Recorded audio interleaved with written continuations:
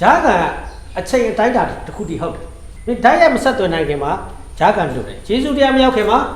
ပညာတရားကအထိန်ဖြစ်တယ်ကျမ်းစာကအဲ့လိုဆိုဆရာတွေလည်းဂျာကန်ဆရာတွေပန်းနိုင်တယ်ကျောင်းသားရောက်စီတိုင်း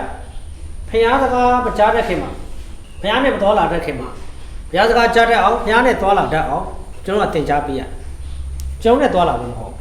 ဖျားနဲ့ယဉ်ဤကြောင်းဝင်သွားဖို့ဖြစ်တယ်အောင်သွဲအောင်သွဲပဲအောင်သွဲနဲ့ညားလို့မရဆရာတွေဆူတောင်းပေးတာကောင်းတယ်ဒါပေမဲ့မင်းကိုယ်တိုင်ဆူတောင်းခြင်းကမှတကယ်မင်္ဂလာဆရာအဖြစ်ဘုရားစကားကြားတာကောင်းတယ်မင်းဓာတ်ရိုက်ကြားပြီးဟဲ့ဆိုရှင်မင်းအဲ့ဒါတကယ်ဘုရားနဲ့ယဉ်ဤကြောင်းဝင်တယ်ဘုရားကအဲ့ဒါကိုလိုချင်တာဘုရားမင်းတို့ပြည့်စုံစေချင်တာပြည့်စုံတယ်ဆိုတော့မင်းတို့ဓာတ်ရိုက်ရတာကျွန်တော်တို့လည်းဘုရားနဲ့လူကြားမှာကြားတဲ့ကန့်လန့်ကြီးမလုပ်ချင်လူကဆရာလာခေါ်နေတာဘုရားကောက်ထောင်းလိုက်ပြေးလိမ့်ကျွန်တော်ကတရားခဲရ